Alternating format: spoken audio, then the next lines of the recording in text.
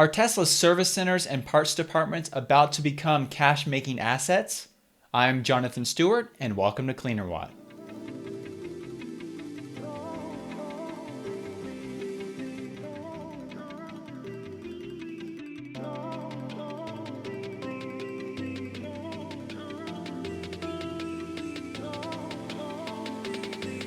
Earlier this year, Elon Musk was interviewed by the Third Row podcast, and he talked about the beginnings of Tesla and the struggles they went through.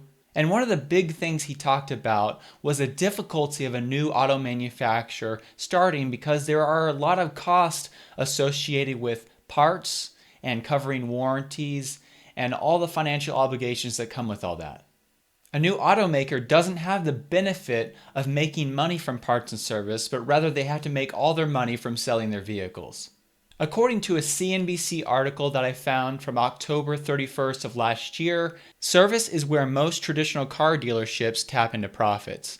According to research by the National Automotive Dealers Association, service and parts account for more than 1/3 of U.S. gross profit at franchise auto dealerships, even though they typically only comprise about 12% of sales.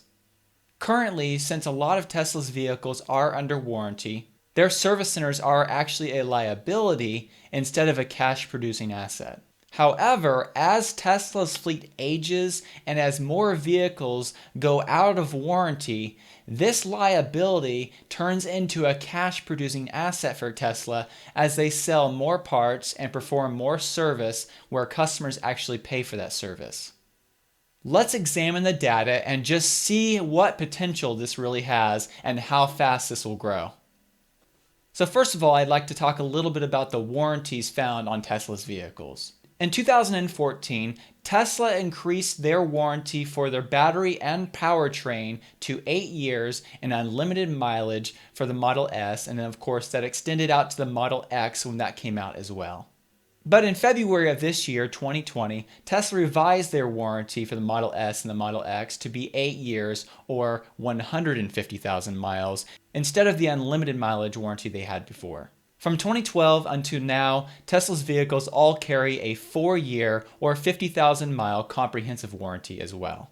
So as you can see from this chart, there are really 2 tiers of Tesla's warranty liability. They cover the entire car for 4 years or 50,000 miles, so there's their first liability. And they have to cover the battery and the powertrain for these vehicles for at least 8 years, or until somebody reaches the 100,000 or 150,000 mile mark. So when warranty claims do come up, Tesla has to cover all the repairs for the first 4 years of the vehicle, and then a lot of major repairs for the first 8 years of the vehicle.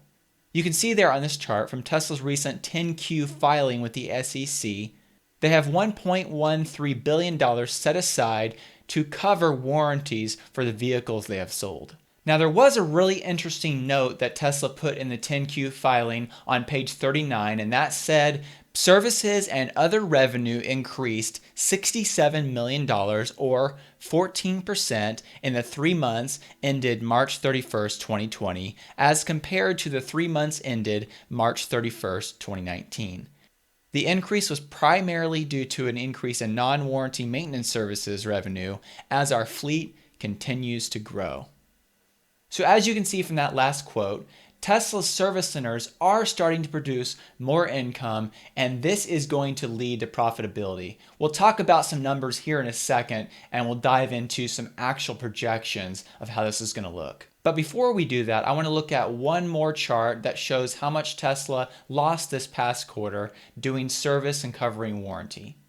I pulled this information from Tesla's most recent Q1 2020 Investor Relations Financial Update, and it says that according to their statement of operations, their services and other produced revenues of $560 million. But if you look down below at the cost of revenues, you see there that that same line, services and others, actually cost them $648 million. This shows that within this particular grouping, service and whatever else they group within that, they lost $88 million during this quarter from that business segment. Now, as we talked about earlier, most traditional auto manufacturers and the franchise dealers make the most money from service and parts. Will that ever happen with Tesla? Can they actually make money from their service centers? To figure that out, we need to first look at the ramp up of their deliveries. So if you look at this chart from 2012 to 2019, their deliveries per year have increased substantially. Of course, in 2012, when the Model S was introduced, they delivered around 2,650 of those vehicles, and you can see that ramp up as the Model S ramped up. And then in 2015, 2016, when the Model X came into being, that also increased those numbers as well. But you can see the big increase actually started happening there in 2017, 2018, and 2019 when Tesla started reaching very high numbers. And of course, in 2019, where they reached 367,485 vehicles delivered. When it comes to projecting future delivery numbers, which we do need that data for the projections that I'm going to do in a minute, we know that in 2020, Tesla has guided for 500,000 plus deliveries. Also, Tesla's factory in Shanghai is producing Model 3s. They're building out the Model Y production line, and so those numbers are going to increase quite a bit from there. And then Tesla is also going to be building another factory here in the United States to build the Cybertruck and possibly the Model Y as well. Within all this, if you look at this chart, I've put some basic projections of how fast Tesla's deliveries will grow, and you can see there 500,000 for 2020, 760,000 vehicles for 2021, and then of course 2022, 1.25 million, 2023, 2 million, 2024, 2.5 million, 2025, 3 million, and then 2026 on, I've just put 10% growth. Of course, these numbers could be wrong, but these are the numbers I'm using for this projection for this thought experiment. So when we talked about the warranty on Tesla's vehicles, as I mentioned, there are two different times for their warranties. The comprehensive warranty is a 4-year warranty, and the powertrain and battery warranty is an 8-year warranty. First of all, let's look at the potential impact when the 4-year comprehensive warranty expires on Tesla's vehicles. As illustrated by this chart, at the end of the year 2016, all of the vehicles that Tesla sold in 2012, of course, Model S sedans, went out of warranty. At this point, of course, not including the original Roadster, they had 2,650 Model S sedans out of warranty and approximately 181,000 vehicles in warranty. This means that approximately 1.5% of their fleet was out of warranty. If you project out where they will be by the end of this year in 2020, they will have approximately 183,660 vehicles out of warranty as compared to approximately 1.2 million cars in warranty. So although the in warranty number has grown substantially, if you look at the percentage there, you see there that the percentage of vehicles out of warranty at the end of 2020 is approximately 15.1%. And if you look at the bottom of the chart there in 2024, that number should increase to somewhere around 21.5% of their vehicles out of warranty. One thing that's important to mention is that these numbers might actually be higher because there are going to be some people that drive more than 50,000 miles before the 4-year warranty expires. And of course, they will actually go out of warranty because of miles instead of time. But just to be safe, I'm going on these projections with time because we know for sure after 4 years that that warranty has ended.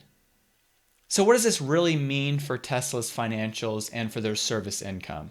Well, it means that at the end of this year, 15% of Tesla's fleet approximately will be out of warranty, meaning that if anything breaks on those vehicles going forward, Tesla will receive service and parts income from that instead of having to actually pay for those because it's covered under warranty.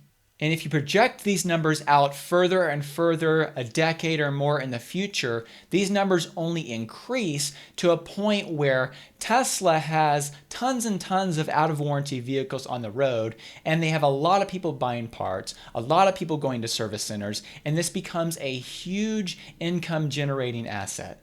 So that's the 4-year comprehensive warranty. Now let's take a look at the 8-year powertrain and battery warranty and look at some of those same projections. So if you look at this chart once again, at the end of year 2020, there will be 2,650 Model S sedans that will be out of warranty for the battery and powertrain.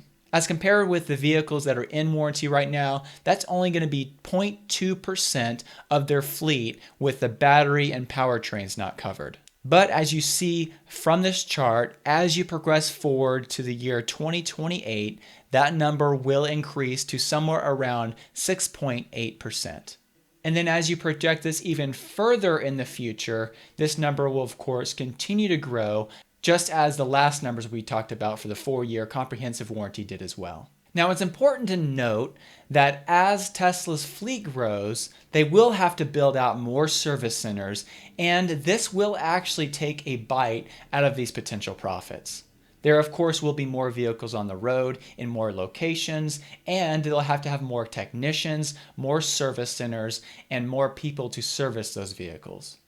However, Tesla is a very smart and very efficient company, and recently, instead of opening tons and tons of service centers, they've actually been very quickly increasing their mobile fleet of technicians.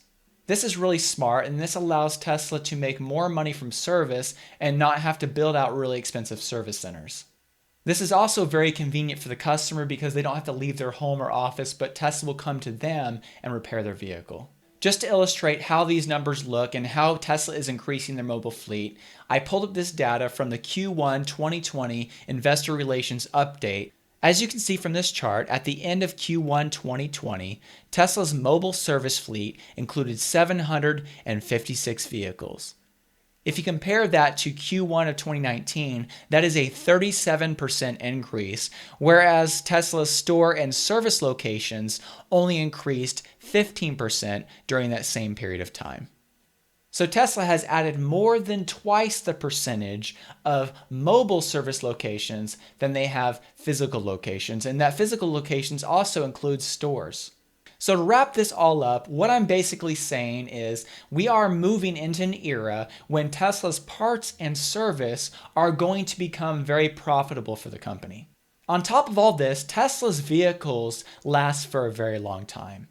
According to information from the Department of Transportation and an article that I found on Automotive News, the average age of the vehicle on our roads is around 11.8 years.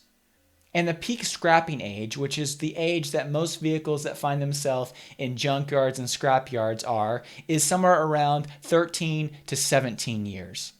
However, Tesla's newest vehicles, the Model 3, the Model Y, they are designed for over a million-mile life for the powertrain and 300,000 to 500,000 miles for the current battery.